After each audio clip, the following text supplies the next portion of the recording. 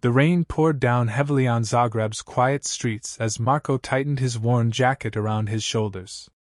His shoes, soaked from puddles, squelched with every step. He didn't care about the cold or the rain anymore. What weighed heavier was the letter in his pocket, an eviction notice. His landlord had given him 3 days to leave. 3 days, and he and his 6-year-old daughter, Lana, would have nowhere to go. Marko was once a proud man. Before the accident that took his wife's life, he had a stable job, a home, and dreams for his little girl. But after she died, everything started slipping away, his focus, his work, his faith in the future. Now, he worked long hours in a small cafe, barely earning enough for rent and Lana's school fees. That evening, as he picked Lana up from her babysitter, she ran into his arms, smiling despite the rain. "Tata, I made you a drawing!" she said excitedly, pulling a crumpled paper from her backpack. It showed a house with 3 stick figures, her, Marko, and her late mother. Marko smiled weakly, swallowing the lump in his throat. "It's beautiful, Ljubavi," he whispered, kissing her forehead.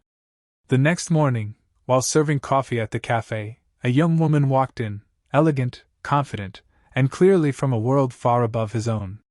Her name was Ana Petrovich, daughter of one of Croatia's wealthiest CEOs.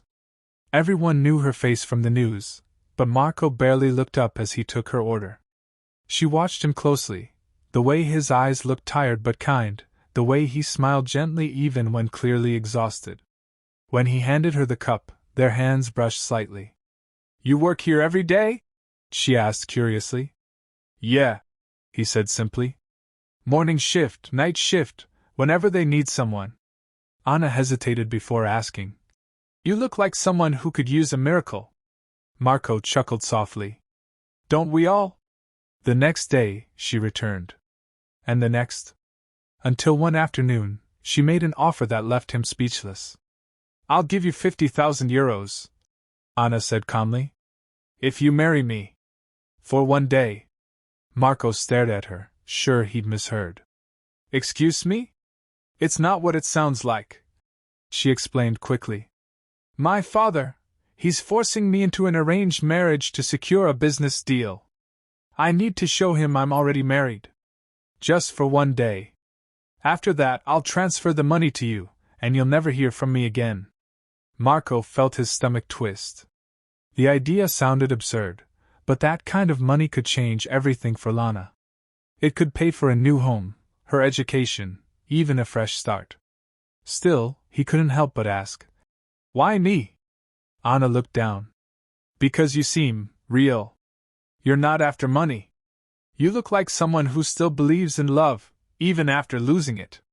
That night, Marko sat at his small kitchen table, staring at the envelope she had left, a contract, simple and clear. He looked at Lana, who was asleep on the couch, hugging her worn teddy bear. Her shoes were torn, her jacket